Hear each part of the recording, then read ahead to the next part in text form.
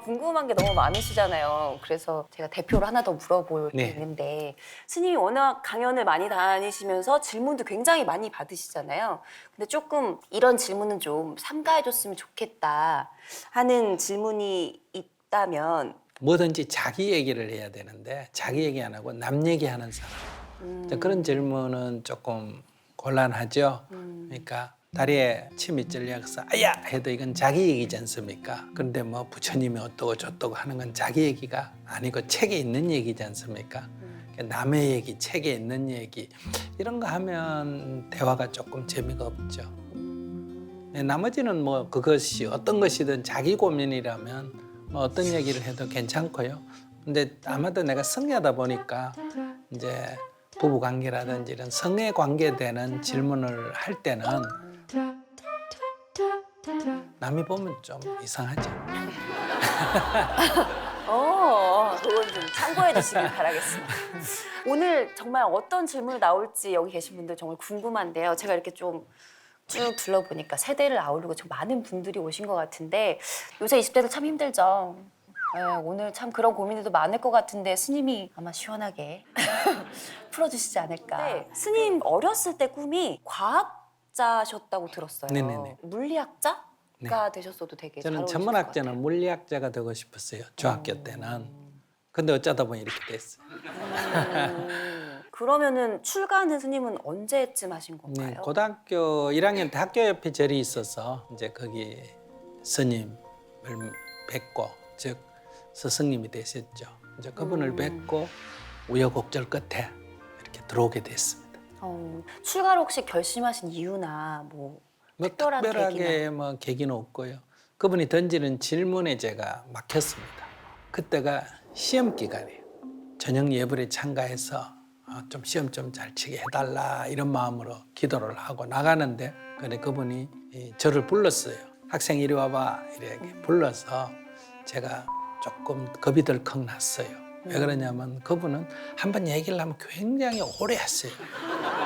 4시간, 5시간 막 이렇게 하시니까 내일 시험 치는데 이제 잘못 잡혔다. 스님 저 오늘 바쁩니다. 이렇게 얘기했어요. 그러니까 놔달라고. 그랬더니 그래? 이러시더니 너 어디서 왔어? 이래요. 그래서 예, 학교 도서관에 있다 왔습니다. 그러니까 도서관에 오기 전에는 네, 집에 있었습니다. 집에 있기 전에는 그러니까 굉장히 좀 쓸데없는 질문을 하신다. 이렇게 생각했는데 자꾸 묻다가 보니까 어머니 뱃속에서 나왔죠. 그랬어요. 어머니 뱃속에서 나오기 전에는 그래 몰라요. 이랬어요. 제가 그걸 어떻게 합니까? 그래서 결국은 죽죠 뭐 여기까지 간 거예요. 죽은 뒤에는 그랬어. 모르겠어요. 이랬어. 그랬더니 막 큰 소리로 야 이놈아 어디서 와서 어디로 가는지도 모르는 놈이 바쁘기는 왜 바빠? 그러시는 거예요. 근데 그 전에는 다 이분 말씀이 쓸데없는 말처럼 들렸는데 딱 이 마지막 말에 요즘 여러분들 용어로 쓰면 필이 꽂혔다 그러나 그래서 그거 아는 사람이 있습니까? 그러니까 있지 그러는 거예요. 어떻게 하면 아는데요? 그러니까 이거 들어오면 알 수 있다. 그래서 영부영 하다 보니 이렇게 시간이 50년이 흘렀습니다. 네, 근데 뭐 별로 내가 원해서 온 건 아니었는데 근데 한 50년 해보니까 또 할만하네요. 그때 그 스님이 계셔서 정말 다행이다 생각이 드네요. 왜요? 지금 제 옆에 법륜 스님 그 우리 계시니까. 어머님이 들었었으면 굉장히 섭섭하시죠. 이제 본론으로 들어갈 시간이긴 한데요. 네. 제가 증문즉답이 아닐까라는 생각을 했었거든요. 네. 근데 스님이 증문즉설이라고 하시잖아요. 네네. 이 이유가 있을까요? 네, 증문즉답이라는 것은 이제 제일 잘하는 게 누굴까요? 구글이나 네이버 검색입니다. 그죠? 물으면 탁 답이 나오잖아요. 지식적인 것은 이제 답이 있죠. 그것은 증문즉답이라고 할 수 있고요. 물으면 금방 답을 찾아주는 거고, 이제 증문즉설 할 때 설이라고 하는 것은 답을 찾는 게 아니라 인생에는 정답이 없습니다. 여러분들이 괴로울 때 이것이 어떤 답을 내서 괴로움이 없어지는 건 아니에요. 여러분들이 고뇌나 이런 걸 갖고 대화를 하다 보면 저절로 괴로워할 일이 아니네. 뭐 화날 일이 아니네 이렇게 이제 사라진단 말이에요. 그러니까 증문즉설이라는 것은 이 마음의 번뇌, 마음의 의문, 괴로움 이런 것이 사라지는 대화다. 이런 의미에서 증문즉답과는 비슷한 것 같지만은 전혀 다른 얘기입니다. 그래 증문즉답은 하다가 막힐 수가 있는데 증문즉설은 막힐 수가 없습니다. 왜? 답을 찾는 게 아니니까. 무슨 얘기를 해도 대화는 할 수 있지 않습니까? 그죠? 그리고 답을 구한다면 모르는 건 모른다 그러면 되잖아요. 뭐가 어렵습니까? 그러니까 모르는 사람이 아는 척 하려면 이제 고민이 되는 거예요. 그러니까 모르면 그냥 솔직하게 그건 잘 모르겠는데 이렇게 얘기하면 돼요. 오늘 첫 번째 사연 한번 만나볼게요. 아, 네, 안녕하세요.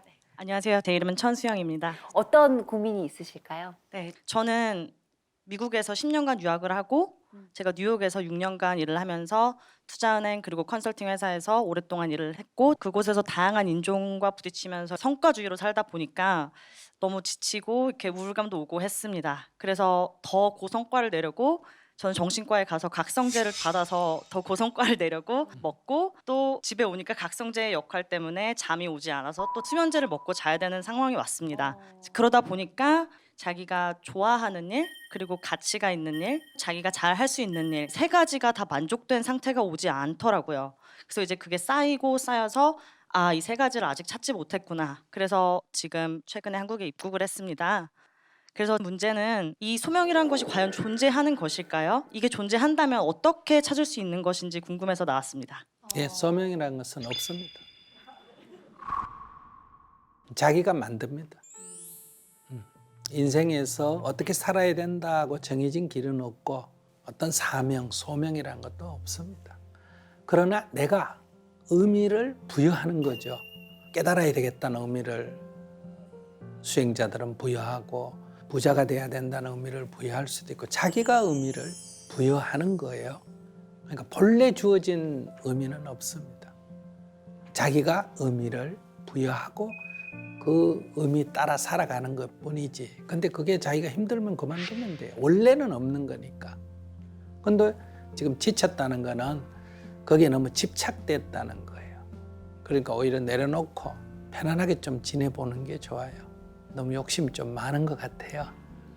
그 욕심이 자기가 어떤 일을 했기 때문에 지치는 게 아니라 너무 지나치게 욕심을 내고 또 거기에 너무 집착을 하고 있기 때문에 자기가 피곤한 거지. 그게 뭐 외국인하고 같이 살아가거나 아무 관계가 없습니다. 미국이라는 사회하고도 관계가 없고 그 사회에서 내가 그렇게 살았던 거고 한국에 오면 편안하다 하면 한국에서는 그걸 좀 덜 집착했기 때문에 편안하다 이렇게 볼 수 있지 않을까 싶어요. 네, 그럼 제가 지금 이제 영어 강사로 일을 하고 있습니다. 네. 그래서 이제 영어 강사는 제가 잘하는 일이지만 사실 제가 좋아하는지는 잘 모르겠습니다.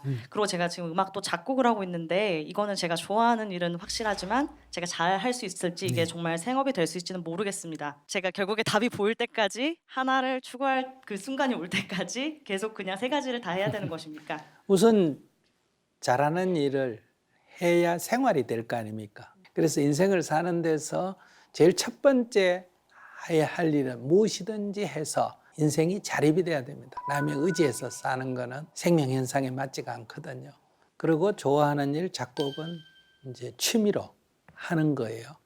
그런데 잘하는 일을 버리고 생활 수준을 좀 낮추고 좋아하는 일에 집중을 하게 되면 그 좋아하는 일에서 다시 조금씩 수입이 늘어날 수가 있겠죠. 그러니까 이 관점을 이렇게 가지시면 되지. 둘 중에 어느 걸 해야 된다 이게 아니라 이제 좋아하는 일이 전혀 생활이 될 수 없다면 내가 좋아하긴 하지만 그거는 취미로 해야 되고 자기의 본업은 잘하는 일을 할 수밖에 없다는 거예요. 감사합니다. 네.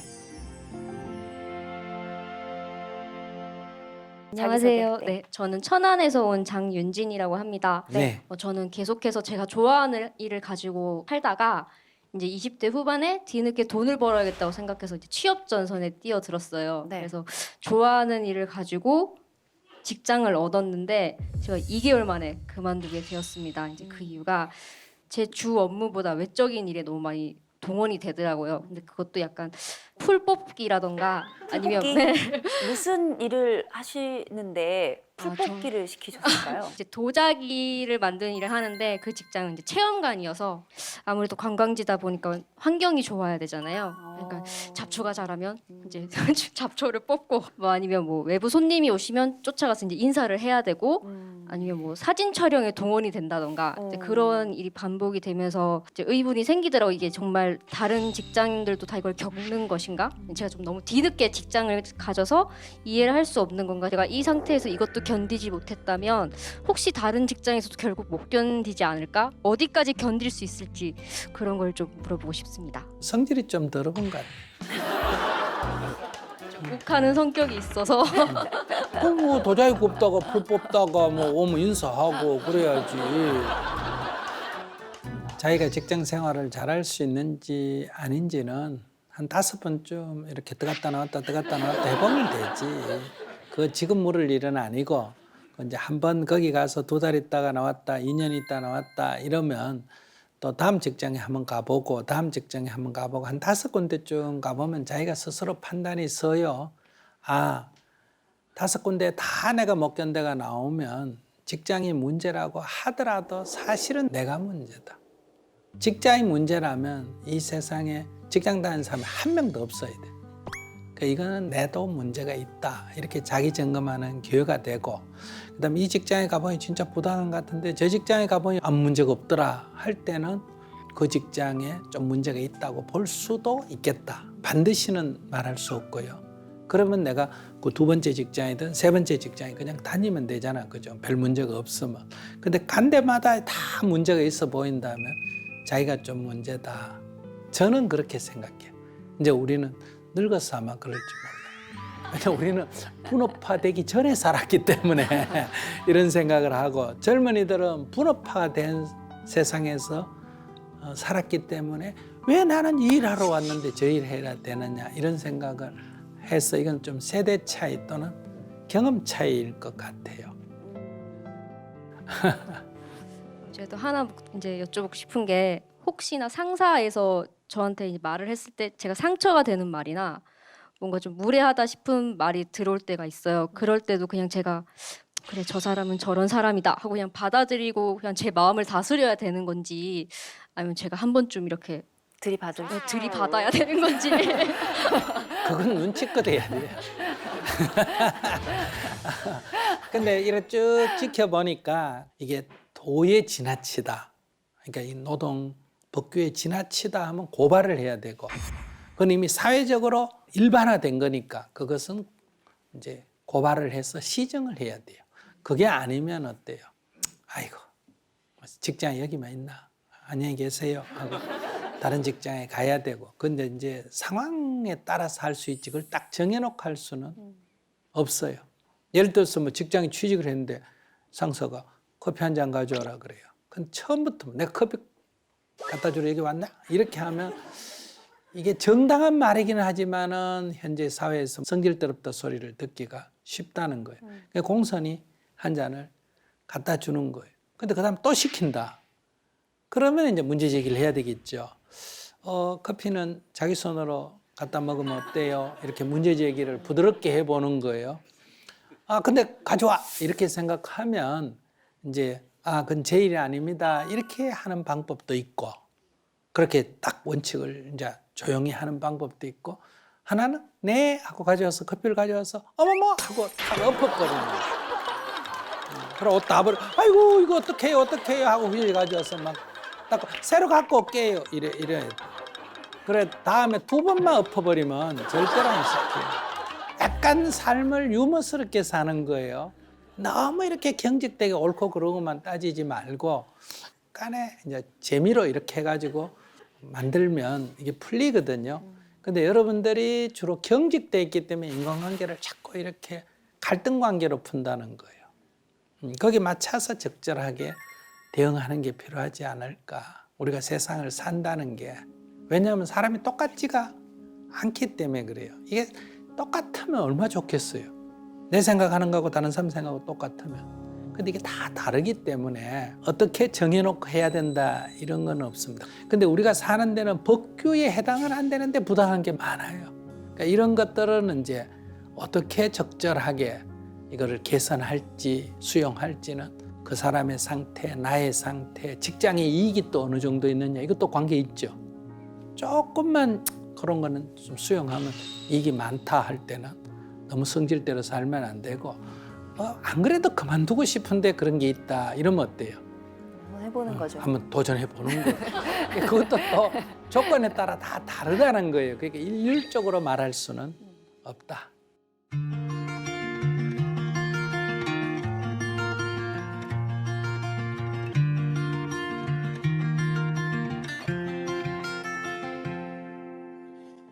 Saw the world turning in my sheets, and once again I cannot sleep. Walk out the door and up the street, look at the stars beneath my feet. Remember rights that I did wrong, so here I go. Hello, hello, there is no place I cannot go. My mind is muddy bar. 제 딸이 결혼한 지 5년 됐어요. 그런데 아직 아기가 없어요. 좋은 병원이라든가 한약도 많이 먹여보고 그랬는데 아직 소식이 없는데요. 제 소원은 새해에는 엄마 나 아기 가졌어 하고 좀 전화 좀 받아봤으면 좋겠어요. 그런데 본인은 아직 포기 안 했냐고 그래요. 근데 저는 포기가 안 됩니다. 그래서 딸한테 많은 얘기도 좀 해보고 또 했는데 그럴 때마다 딸이 왜 아직도 그 얘기를 하고 있느냐는 둥 이런 얘기를 하거든요. 그래서 저는 진짜 마음이 아프고 또 우리 애기 아빠도 말은 안 하고 다니지만 동네에 제 또래의 그 저기 손주들을 이렇게 안고 다니고 걸려 다니는 건 엄청 부러워요. 그래서 우리 딸이 이 얘기 좀 듣고 마음 좀 변해서 좀 애기 좀 갖게 해줬으면 하고 좀 명쾌한 말씀 좀 듣고 싶어가지고 제가 신청했습니다. 네, 굉장히 평범한 소원 같지만은 네. 자기가 원하는 그 바람이 딸에게 큰 고통을 주고 있다는 거예요. 예. 안 그래도 자기도 애가 안 생겨서 지금 괴로운데 부모까지 자꾸 이렇게 눈치를 주면 심리적 부담이 엄청나게 크죠. 부모라면 딸이 그런 것으로 걱정을 해도 아이고 자연적으로 생기면 좋지만은 예. 어떻게 그게 우리 원하는 대로 다 되느냐 너무 걱정하지 마라. 요즘은 결혼 안 하고 사는 사람도 있는데 결혼했으면 다행이지 또 아기는 없으면 입양해도 되지 않느냐. 그러니까 그거 갖고 너무 걱정하지 마라. 이렇게 부모라면 네, 네. 자녀를 위로해 줘야 되는데 네, 알겠습니다. 자기는 지금 자기가 손자 예. 손자 우리 남편도 손자 원한다 나도 손자 원한다 딴 집에 가봐야 다 손자가 있는데 나는 왜 손자가 없냐 이런 사고방식으로 자기 자녀를 심리적으로 고문하는 거란 말이야. 그러니까 그건 부모로서 올바른 자세가 아니에요. 정신 차리세요. 네, 알겠습니다. 오늘부터.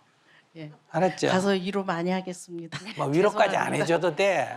압력만 넣지 마세요. 네, 알겠습니다. 기성세대는 이 소위 보장, 삶에 대한 보장을 해줄 수 있는 유일한 게 뭐예요? 가족, 자녀예요. 근데 미래 사회는 나의 미래를 보장해 주는 게 자녀가 아니에요. 사회지, 사회. 사회 보장 시스템이지.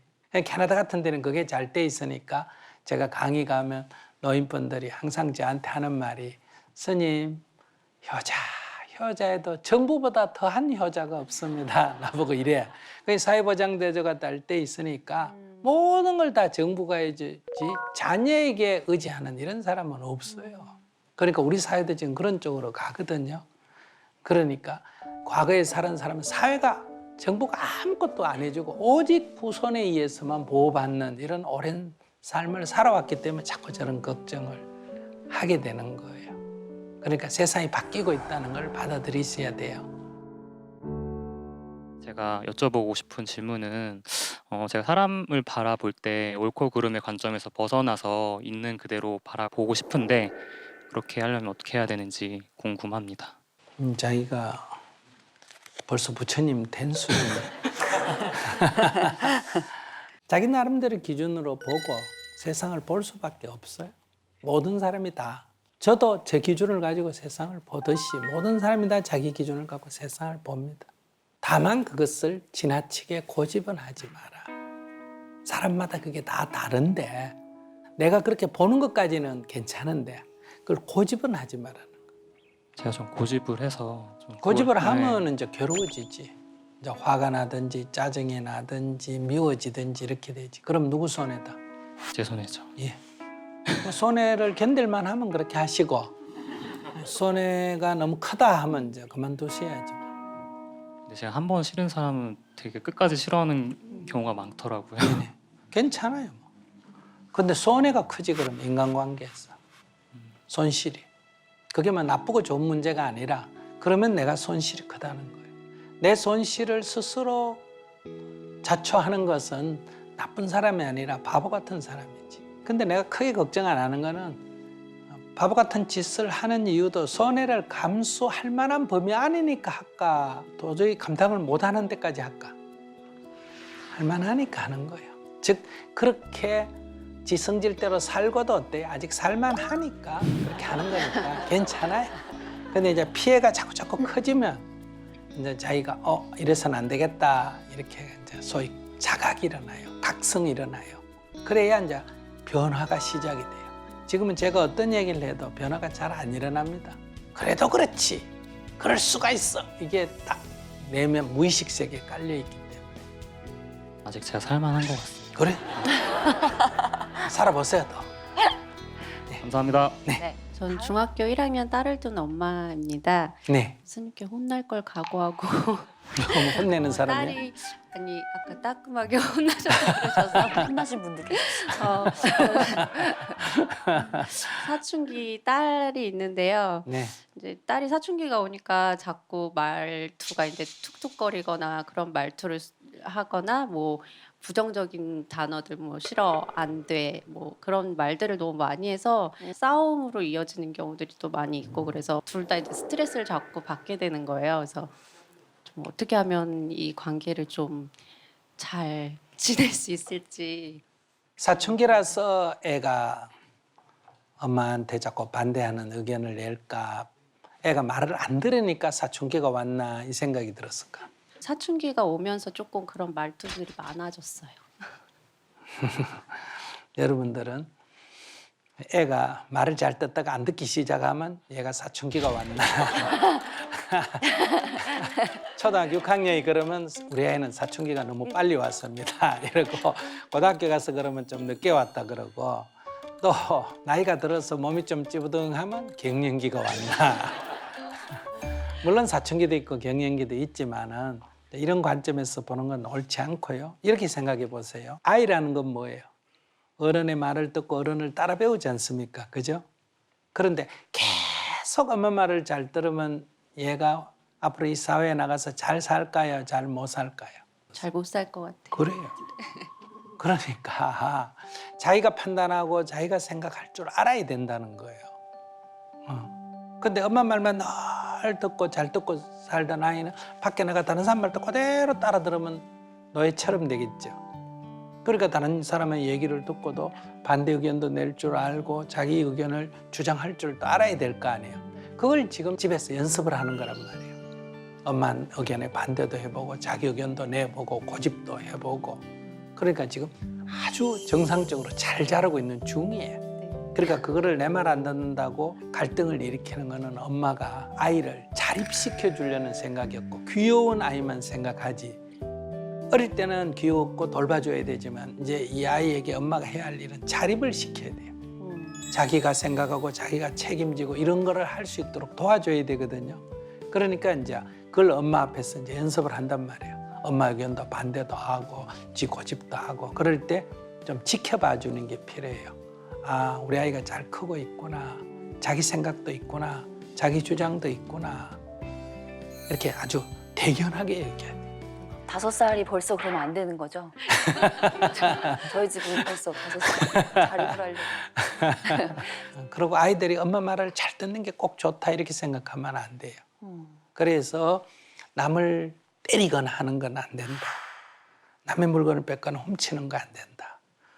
그다음에 남을 괴롭히는 거 안 된다. 욕설을 하거나 거짓말을 하는 거 안 된다. 그 외에는 어지간하면 자기가 행하고 자기가 그것에 책임지도록. 그러니까 아이가 행한 걸 너무 막지도 말고 아이가 행한 거의 결과를 자기가 너무 감사하지도 말아라. 그러니까 처음에 엄마가 반대 의견 해보고 그래도 하겠다 그러면 두고 그 결과에 대해서 네가 결정한 거니까 너가 책임져. 이렇게 해서 자기가 선택하고 자기가 책임지는 훈련을 해야 돼요. 이 청소년 때. 그게 훈련이 돼야 이제 20살이 넘으면 건강한 청년이 될 수 있거든요. 그러니까 이 시기를 부모가 과잉보호를 해서 그 훈련할 기회를 뺏어버리면 아이는 이제 소위 말하는 마마보이가 되는 거예요.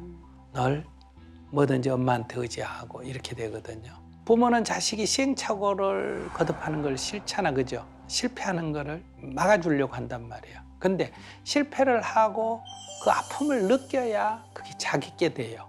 그래서 그걸 다 부모가 보살펴 버리면 결과적으로 아이한테 나쁜 결과가 된다. 그래서 조금 마음이 안타깝더라도 좀 지켜보는 게 필요하다. 어릴 때는 따뜻한 사랑, 보살펴주는 사랑이 필요하고 청소년 때는 냉정한 사랑이 필요해요. 좀 지켜보는 사랑이 필요하다. 이런 말씀을 드리고 싶네요. 감사합니다. 네, 감사합니다. 그 옆에 아이예요? 말 안 듣는 아이예요? 너무 줘봐요. 말 잘 듣게 생겼는데. 아니, 일어나서 자기 소개 한번 해봐요. 중학교 1학년 지소연입니다. 스님 얘기 듣고 자기는 어떻게 생각해? 말을 좀 듣기도 하고 의사 표현도 조금 너무 싫다고만 하면 안 될 것 같아요. 그러니까 자기가 지금 먹고 있고 자는 거 자립을 해요? 엄마한테서 도움을 받고 살아요? 도움을 받는 게 많죠? 그럼 첫째 고마워할 줄 알아야 된다는 거. 그리고 이 미성년이잖아. 성년이 아니잖아. 그죠? 내 의견도 낼 수도 있지만은 최종 결정은 누가 한다? 보호자가 하는 거야. 왜? 그래서 19살까지는 보호자, 피보호자거든요. 그러니까 내 의견을 낼 수는 있어. 그러나 최종 결정은 19살까지는 보호자가 하고 19살이 넘으면 이제 그때는 내가 결정해도 돼요. 자기 의견이 있으면 좀 더 자세하게 설명을 하고 이해를 구하고 이런 활동이 좀 필요하지 않나 싶네요.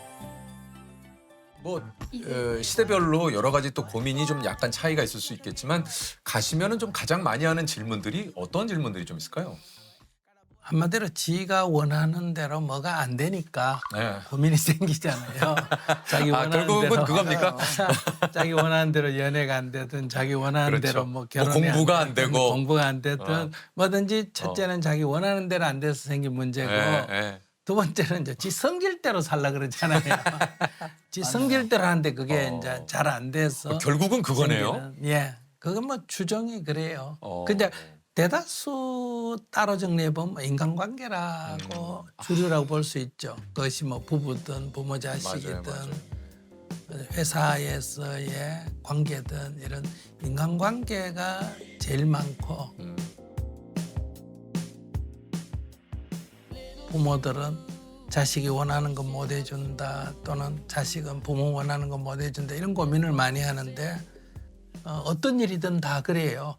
뭐 이 사람이 나한테 자꾸 요구를 하는데 이걸 어떻게 대응했으면 좋겠냐. 사람들은 주로 이런 질문 많이 하잖아요. 그렇죠. 안 주고 갈등도 안 생기는 방법이 없겠느냐. 그렇죠. 결국은 이것 때문에 고민이잖아요. 네, 그렇죠. 그런 길은 없는 거예요. 그 없는 거를 자꾸 생각하니까 고민인데 남이 원하는 걸 내가 다 해줄 수가 없다. 해줄 수 있으면 해주고 못 해주면 죄송합니다. 끝내면 되고 또 내가 원하는 거 되면 다행이고 안 되면 그만이고 이런 관점을 가지면 조금 좀 여유가 생기지 않을까 싶어요.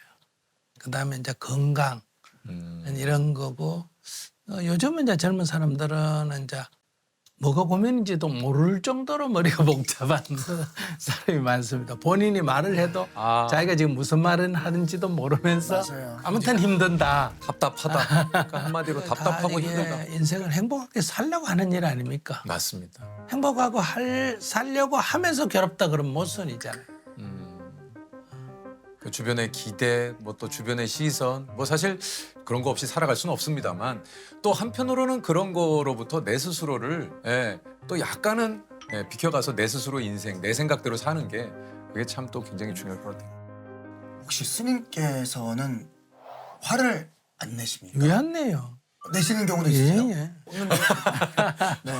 어떨 때 좀 이렇게 화를 내세요? 누구나 다 화가 왜 일어나느냐 하면 화가 일어나는 거는 내가 옳다는 생각이 강할 때, 네. 즉 나는 옳고 상대가 틀렸다 할 때 그러니까요. 이제 상대가 그걸 인정을 안 하면 이제 이 화가 나죠. 화가 일어나거든요.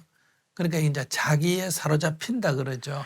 그러니까 우리도 어떤 일을 하다가 특히 일 같은 걸 잘하려고 하다 보면 사로잡히기가 쉽잖아요. 맞아요. 그거 안 돼. 왜 그래? 이렇게 이제 하기가 쉽단 말이에요. 내가 어떤 것에 집착한다. 이걸 잘하려고 하는 집착을 하면 이제 누구든지 화가 일어날 수가 있죠.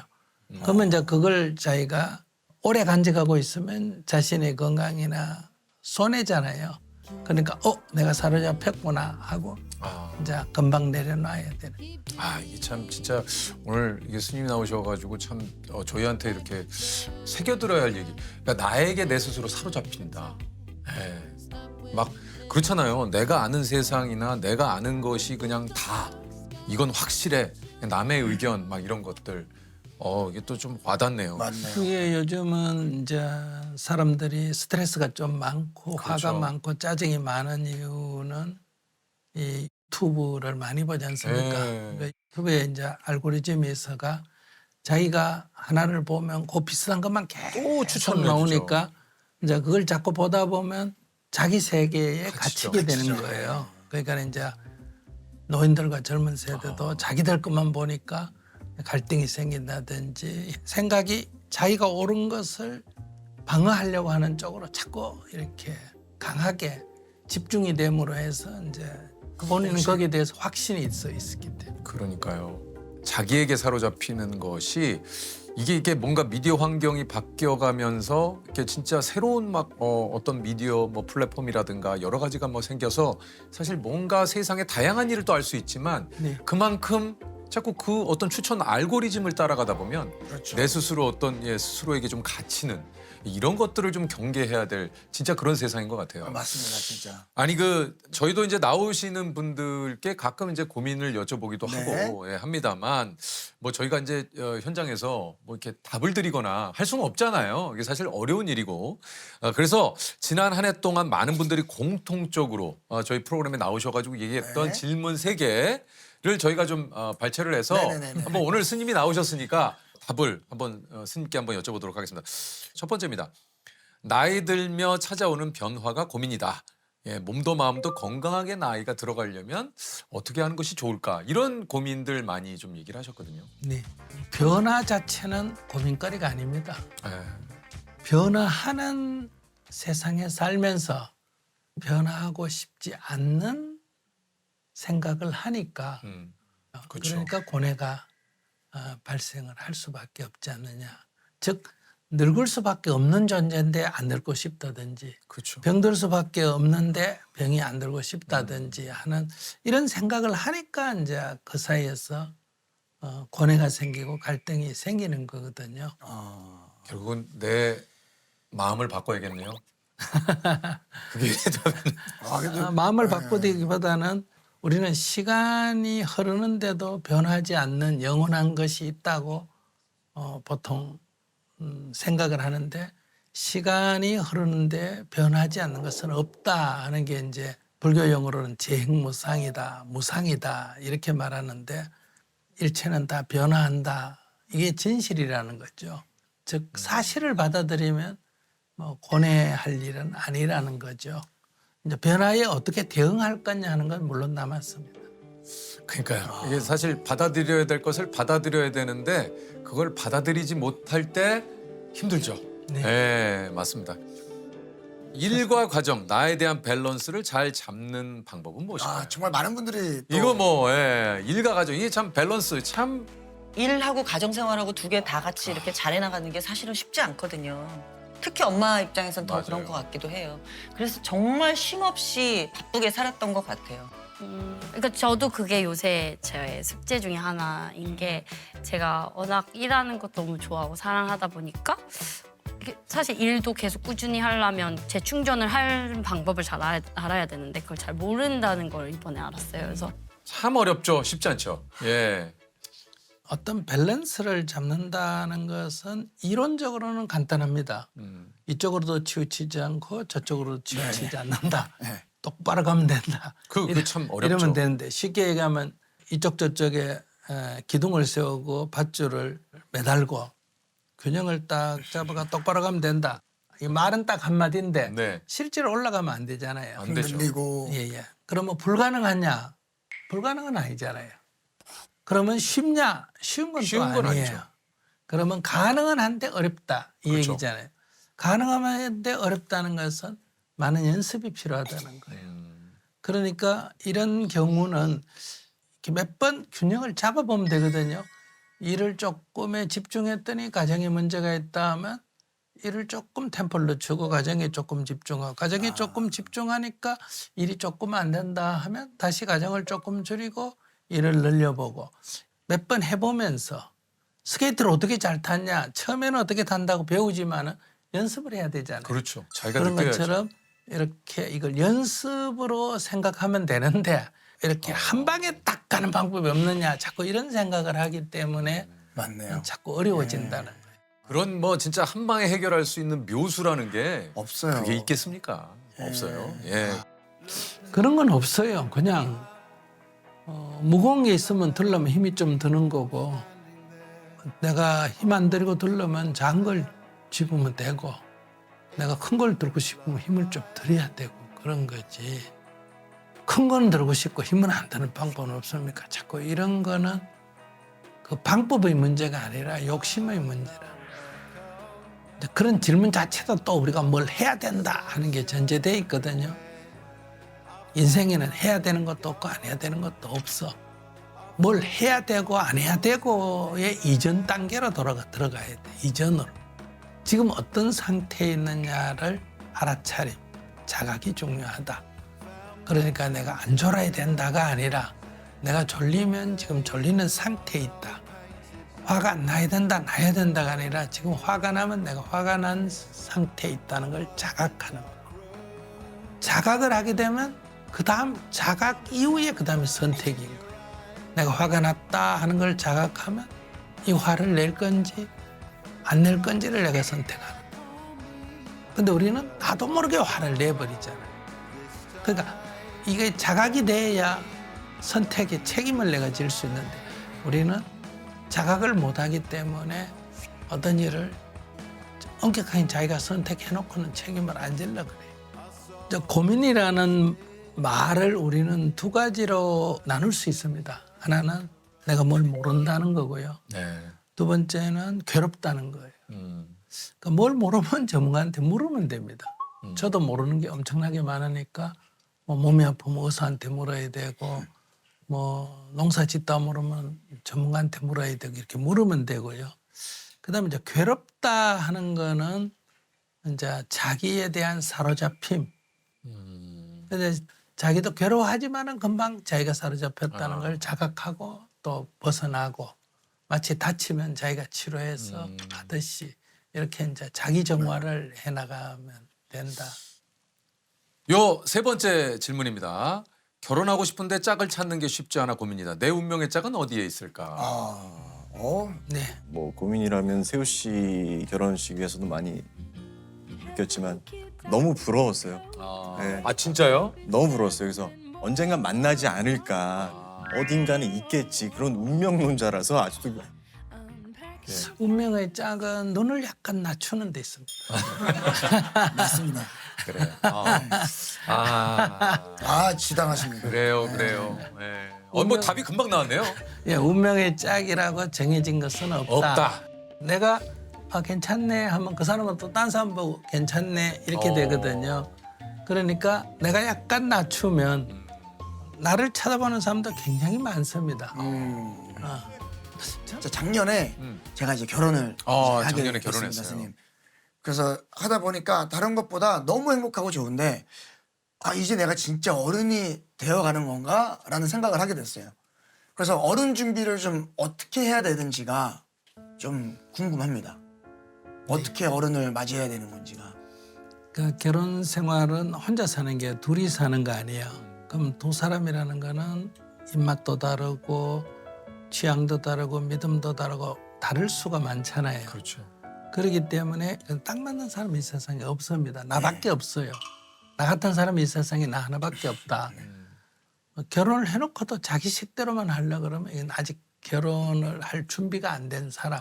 즉 어린애 같은 사람이에요. 그러니까 엄마한테 무조건 떼쓰는 사람과 똑같은 사람이거든요. 그래서 어른이 된다는 거는 맞출 준비가 돼야 돼요. 첫째, 맞출 준비가 돼야 된다. 그다음에 두 번째, 매사의 관계에서 내가 상대에게 조금 이렇게 이익을 주는 관점에 서야지 자꾸 얻으려는 관점에 서면 어린애 떼쓰는 거거든요. 근데 지금 사실 좀 뜨끔했던 게 지금도 사실 주는 것보다 저도 받는 걸 좋아하니까 차이가 있군요. 받는 거 좋아하면 이제 말은 부부지만은 부인은 엄마 같은 역할이고 자기는 어린애 같은 역할의 관계가 성립하는 거예요. 부부라 하더라도 실제 관계는 그런 관계처럼 되는 거예요. 가정생활을 하면 이제 바로 옆에 붙어 있기 때문에 아주 작은 티끌 같은 것도 갖고 시비를 한단 말이에요. 그러니까 여러분들이 결혼생활 하시는 분들이 저는 장하다고 생각합니다. 아이고. 참. 근데 듣고 보니까 그 어른에 대한 여러 가지의 또 많은 뭐 다양한 생각들이 있을 수 있지만 맞추려고 하는 자세. 예. 그러니까 뭔가 내가 더 좀 주려고 하는 그런 마음가짐. 맞네요. 이게 참 중요한 덕목인 것 같아요. 좀 스님께 새롭게 또 배웁니다. 네. 사람이 뭐 살아가면서 뭐 다양한 고민과 뭐 여러 가지가 있겠습니다만 이게 아까도 스님 이야기하셨지만 이제 인간관계에서 갈등, 고민들 이게 정말 많지 않습니까? 이거 좀 놀랐는데 우리나라 갈등 지수가 세계 1위라고 해요. 예, 영국 그 킹스 컬리지에서 이런 조사를 했는데 왜 이렇게 사람과 사이에는 이런 갈등, 이런 고민 이게 왜 이렇게 자꾸 생기는 걸까요? 한국 사람들은 갈등 지수가 많이 높다고 나왔다면 제가 볼 때는 한 서너 가지 이유가 있어요. 첫째, 한국 사람 성질이 좀 급하잖아요. 빨리빨리 좋은 면도 많습니다. 그렇죠. 빨리빨리라는 건 약간 조급하다는 얘기잖아요. 네, 그러면 그렇죠. 갈등이 좀 높을 수밖에 없고 그러면 갈등을 줄이려면 서로 다름을 첫째 인정해야 돼요. 그러니까 다르다 하는 관점에 서는 게 존중이죠. 상대를 존중하라 이 말은 떠받들어라 이게 아니라 나와 다른 것을 그냥 인정해라 이 얘기고 조금 거기서 한 발 더 가면 그 사람 입장에서는 그럴 수도 있겠다. 그러니까 아이 입장에서는 그럴 수도 있겠다. 아내 입장에서는 그럴 수 있겠다. 남편 입장은 그럴 수 있겠다. 이걸 이제 이해라 그래요. 이렇게 이해를 하면 첫째 내 마음에서 화는 안 일어나지 않습니까? 그렇죠. 그 사실 말씀하신 대로 좀 다름을 인정하고 사실 그런다라는 것이 참 이게 평소 실천하기가 쉽지 않죠. 알고 있는데 참 어렵습니다. 네. 이게 바로 존중이다. 그러니까 이것 또한 연습이 필요한 것 같습니다. 그렇죠. 네. 그럴 수도 있겠다 하는 이해가 이해다. 사랑이다. 그러니까 우리가 보통 이해 없는 내식의 좋아함은 폭력이죠. 내가 너를 좋아하는 건 엄격하게는 욕망입니다. 사랑이 아니고 부모가 자식한테 어떻게 매를 때려놓고도 너를 사랑하기 때문에 사랑의 매다 너를 사랑하기 때문에 욕을 했다 이런 건 다 맞지 않거든요. 그러니까 이해가 사랑이라는 거. 이해가 사랑이다. 네. 참. 자. 우리 또 뭐 진짜 한편으로는 또 이런 이야기가 지금 방송을 보시는 분들 가운데는 그런 말씀이 될 것 같다는 생각도 듭니다. 이게 이제 얼마 전에 이제 시리아 내전 지역에 학교를 또 세우기도 네네. 하셨고 이런 구호 활동을 또 우리 많은 분들과 함께 스님께서 지금 또 하고 계시다고 합니다. 지난 1년 동안에 민다나오의 원주민 학교 5개, 그다음에 장애인 학교 5개, 10개를 지었는데 3월 달에 가서는 10개 답사하고 그러면 이제 12월에 가서는 준공식 하고 이제 이럴 그러셨군요. 때면 이러는 이제 그 활동에 시간을 많이 보내는 편이에요. 아니 그 저 스님께 한번 또 갑자기 좀 네. 드리고 싶은 질문인데 스님은 뭐 소소한 행복 이런 것들 그렇죠. 요즘 그게 많이들 궁금했어요. 얘기하잖아요. 네. 스님의 좀 소소한 행복은 무엇일지 좀 궁금합니다. 그냥 일상생활입니다. 저는요. 음, 일상생활. 밥 먹을 때 행복하지 않아요? 행복하죠. 굶어 보면 밥 먹을 때 행복하고 목말라 보면 이 물 마실 때가 행복하고 걸어 다녀 보면 트럭 뒤에 타는 것도 엄청난 행복이거든요. 네. 저는 또 하나는 이제 언제나 지금 출발입니다. 이런 관점을 가지고 있어요. 그러니까 어제까지는 연습이고 오늘 시작한다. 오늘이 지나면 또 오늘까지는 연습이고 내일 시작한다. 우리가 시합을 할 땐 약간 긴장하고 이러지만 뭐든지 연습할 때는 뭐 예를 들어 농구 선수가 연습을 할 때는 들어가도 받아서 또 던지고 안 들어가도 받아서 또 던지잖아요. 그렇죠. 거기는 들어가고 안 들어가고가 별로 중요 안 하단 말이에요. 그러나 이제 그런 과정을 거치면서 들어간 횟수가 점점 늘어나지 않습니까? 그러니까 항상 우리의 인생은 연습같이 생각을 하면 저는 조금 삶이 좀 가볍지 않을까 이렇게 생각을 해요. 그래서 항상 지금 출발, 처음 하듯이 항상 그렇게 하면 어떨까. 참 뭐 오늘 연초에 참 그 많은 분들께서 뭐 또 새로운 도전 또 새로운 어떤 목표를 가지시는 분들도 계시겠지만 난 또 올해 어떻게 시작을 할까 하시는 분들께서도 우리 또 스님께서 해주신 이야기가 뭔가 좀 도움이 될 것 같은 생각이 좀 듭니다.